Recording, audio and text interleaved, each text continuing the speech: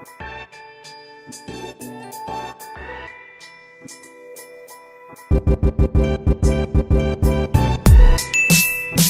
is up, guys? Welcome back to the channel. If you are new here, my name is Jalissa, aka ilashflare beauty. Welcome.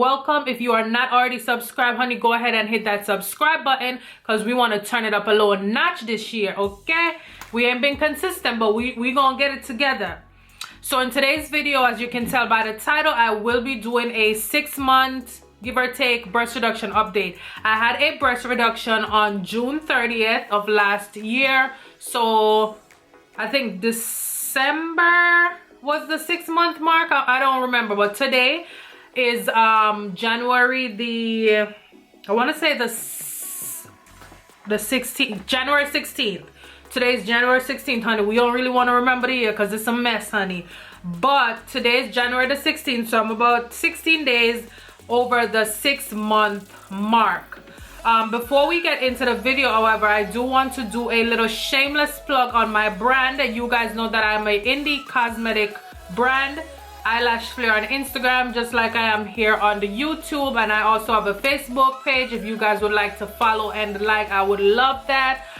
So the product of the week that I'm really into is our lip glosses. Our lip glosses, as they're slept on, I'm just gonna say they slept on, but honey, do you want lips like this?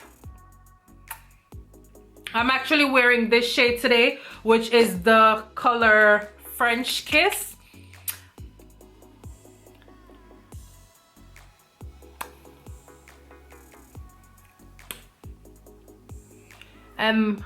That is what it looks like. So if you guys are interested, you could head over to my website, which is www.ilashflare.com, and grab you some lip gloss, girl. And while you there, grab you some pigments. I have eyeshadow, I have brushes, I have skincare products, and I recently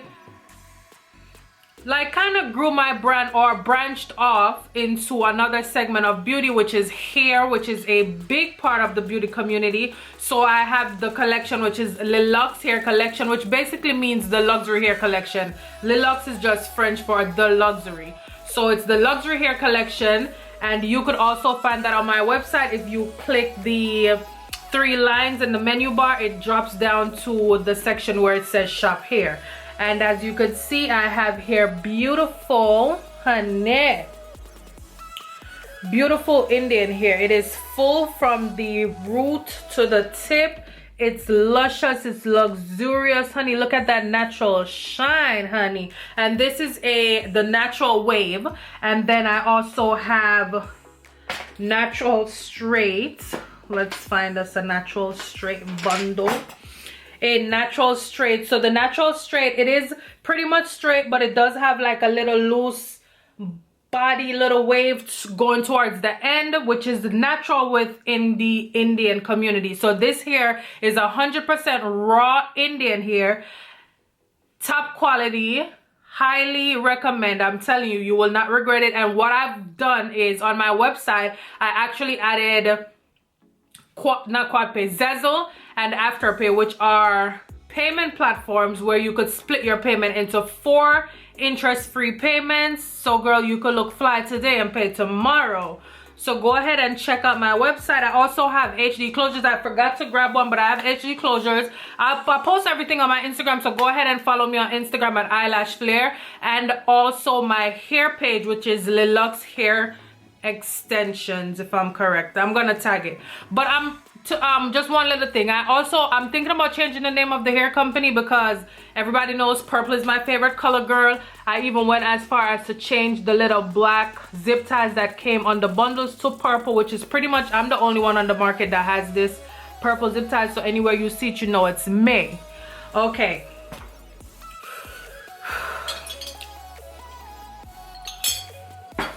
so to jump into the reduction update, nothing much has changed from my initial video to now. The only difference is I've had a longer time to heal. So yeah, so basically the only thing that I could say is a significant takeaway from this surgery is that when you initially get the surgery, you know, you get that lift, so your boobs are real perky, honey. They sitting up there, but over time they do corona, but over time they do actually start sagging. So that's pretty much the only thing that I could say. Now mine hasn't sagged that much. I'll go ahead and show you guys. This is from the side, the front, the side, and I do not have a bra on, but that is pretty much what they are looking like. The nipples, I got my sensation back, so all is well in that department. What else? The only thing, so on my right nipple, so just for a backstory, whenever they do the surgery, it's usually 2 or more surgeons that perform together, because you know 2 eyes are better than 1. So it's usually 2 or more surgeons that work together to perform the surgery. So basically, while they're doing the surgery, one, like, I'm assuming that one does one breast and the other does the other. Girl, I don't know what happened when they was doing mine. I think they ain't cross-check with each other, but something wasn't right. But I ended up with one nipple bigger than the other. Yeah, one nipple is bigger than the other, which is not a big deal because my doctor actually told me to come back in and he could just in the office reduce the one that's a little bigger and make it the same size as the other one. However, I'm really wanting to do them again. So I want to lose weight, and then naturally with losing weight, they're gonna sag some more, child. But I want to do them again, but this time I want to get a small implant. So I kind of want to do a reduction and put a small implant just so they could stay perky and get the fullness up top, because it doesn't really have any fullness in the top of it, which is something that I would like. So I'm thinking about it. It's nothing set in stone. They're perfectly fine how they are, but if anything, that would be what I would go back in to do.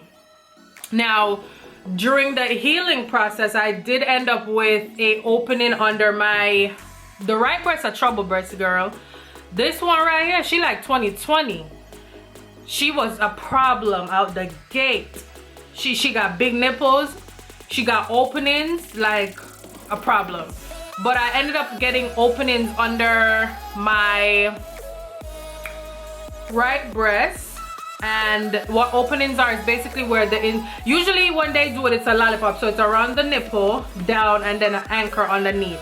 The opening tends to happen where the T meets the anchor, so where the line coming from the nipple down meets the incision in the crevice of the boob. That is usually where the opening happens, like right here. So I had an opening there. Unfortunately, when you get openings, there is nothing that they could do about it. They just basically tell you to let it heal, and it kind of just heals and kind of closes on its own. So I had to go through that process. It took about 3 weeks for my opening to heal. What else? My incisions they're not dark, but they're not super light. You know, they're kind of like in between, which is fine. I didn't do any scar treatment. I can still do scar treatment because it really does take like 6 months to a year for you to fully heal. And I'm still healing because from time to time I do get a lot of soreness. But I noticed that the soreness that I get is around the nipple area of the right boob, the problem child. She be acting up. So this nipple, I don't know if it's because it's a little too big. I don't know. Like my mind is telling me that something on the underside is just not attaching, so it be feeling a little sore. Like whenever I pinch it, like it feels a little sore. Still have sensation in both of my boobs, but where my incisions are, especially the one under the breast, it's a little bit numb. So whenever I get like a little itch, and I try to, you know, get in there, like you really don't feel it. It kind of feels uncomfortable a little bit. So that's one thing that I'm dealing with. I don't know if the numbness is gonna ever go away. I don't really care because it doesn't bother me. I am so happy that I can wear sports bras. I could jump and my titties don't be doing this. So I could do that. And then what else happened? Like honestly, my reduction was so easy for me, and that's probably why I haven't like really kept you guys updated, because nothing significant happened. I feel like I was one of the rather lucky ones. I didn't have any complications, nothing other than the opening, which is pretty common in most breast surgeries, especially reductions. But that healed on its own. It did leave a little scar, but again, it doesn't bother me because it's under the boob, so the boob kind of drops over top of it, so you don't even see it anyways, so that doesn't bother me. And then what else? They kind of stayed the same shape. So I know a lot of people, when they get their reductions, they'll tell you that the size of your boob is not guaranteed until around, I guess, 6 months to a year is when your real size kind of settles in and you know exactly what the size is. But for me, I feel like my size was the same from the gate. Like whatever the sizes that I had out of surgery is the same size that I am now. That's what I see. I don't feel like it really got any smaller. I currently wear a 40D bra. I started out a 40G. 40D is way small. If you like, it's so much different. Like I wish I had my old bras, but I think I have them in a bag in the basement.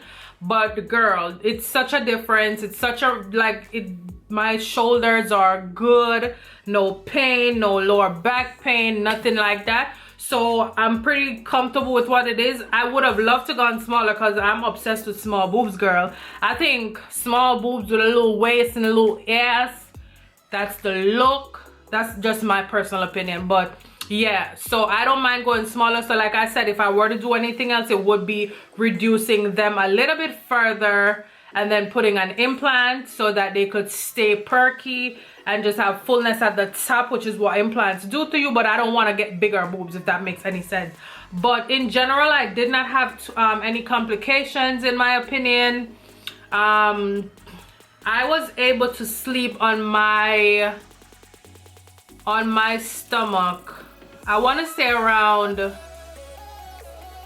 like a month and a half. It might have been a month mark, because I really don't feel like I was sleeping on my back for a whole month, child. But I think I started sleeping on my stomach. Well, actually, I started on my side.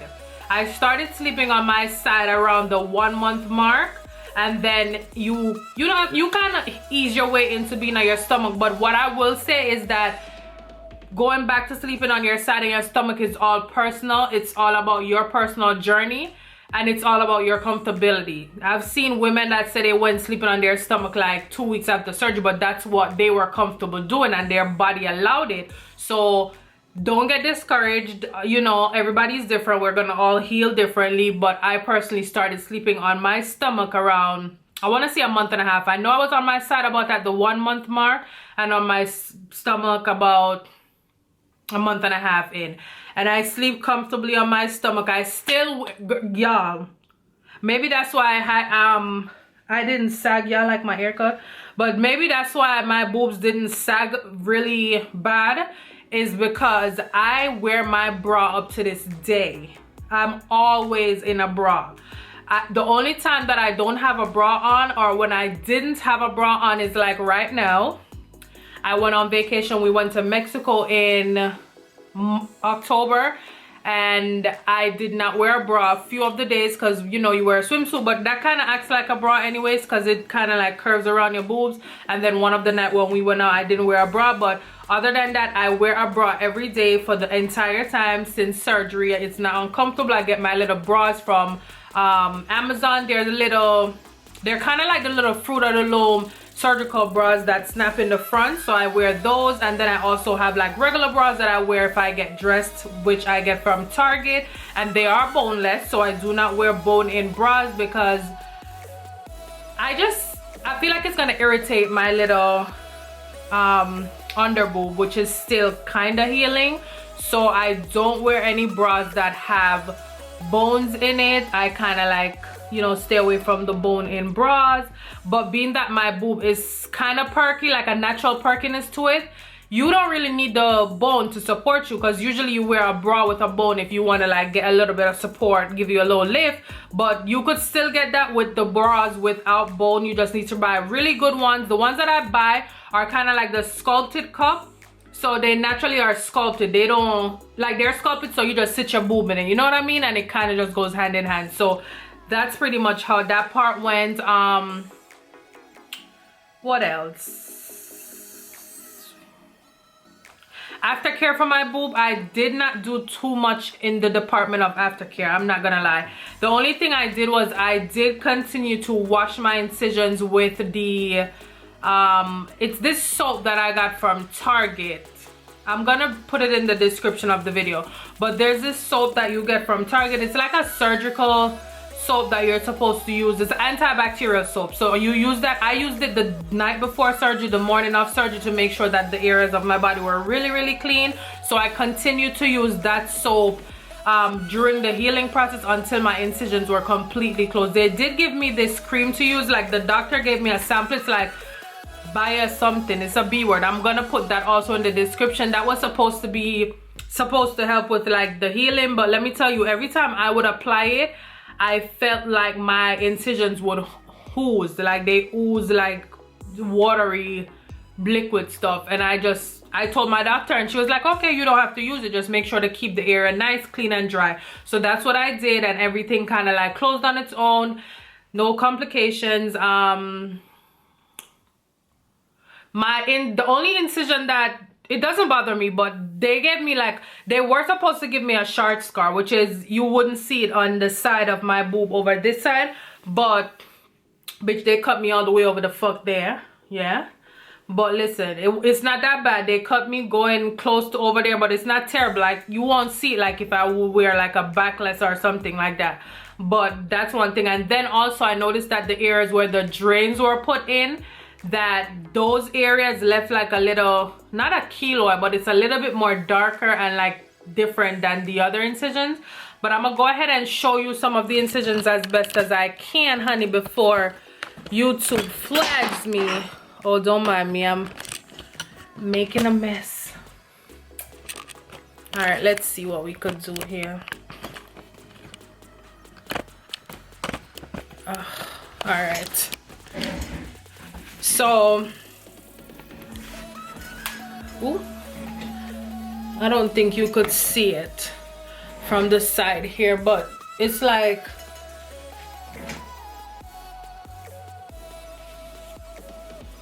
this is where the drain was right here, and then under my boob, this is what the incision looks like right here.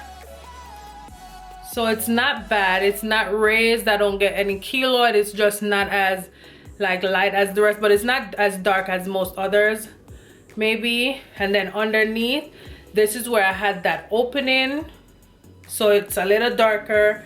And then this is the rest of the incisions here, so you can't really see anything. So that is what my incisions are looking like. I don't think they're gonna heal any different or change, but like I said,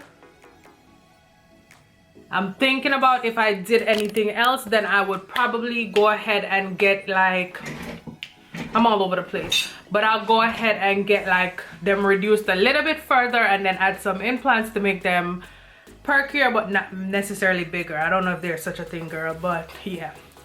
So that is pretty much it for my update. If you guys have any questions, if I forgot to answer any questions that you guys have, you could go ahead and leave them in the description box below, and I'll go ahead and answer them there for you. But like I said, there was not much to update you guys on because my healing was pretty seamless. I did not have any complications or difficulties. So yeah, so that is the end of the video, guys. If you guys are not already subscribed, go ahead and hit the subscribe button. Leave me a comment, a thumbs up, so that I could get into the YouTube algorithm, y'all, because I don't know what to do. I don't know what to do. I'm struggling here with this YouTube. Go ahead and like, go ahead and subscribe. Leave me a comment with any questions or comments that you have, and I'll be more than happy to answer them below. And again, go ahead and follow me on my Instagram at ilashflare, my Facebook ilashflare beauty, which is the same as my YouTube here, and shop my hair collection as well as my lip gloss collection and For the lip gloss, it's 4 colors. It's 4 colors. We have French Kiss, Send Nudes, Passionate, and Champagne Kisses. Okay, so go ahead and shop my lip gloss collection as well as my raw virgin hair. And again, I do have Zezzle and Afterpay installed on the website, so you guys could shop now, pay later, but you're gonna get your stuff shipped. Whenever you make that first payment, your stuff's on the way. Okay, so that is it for today's video. I might shoot another video right after this. I don't know about what. I might do a get to know me tag or something. So go ahead and leave me a thumbs up, and I will see you guys in the next video. Bye guys.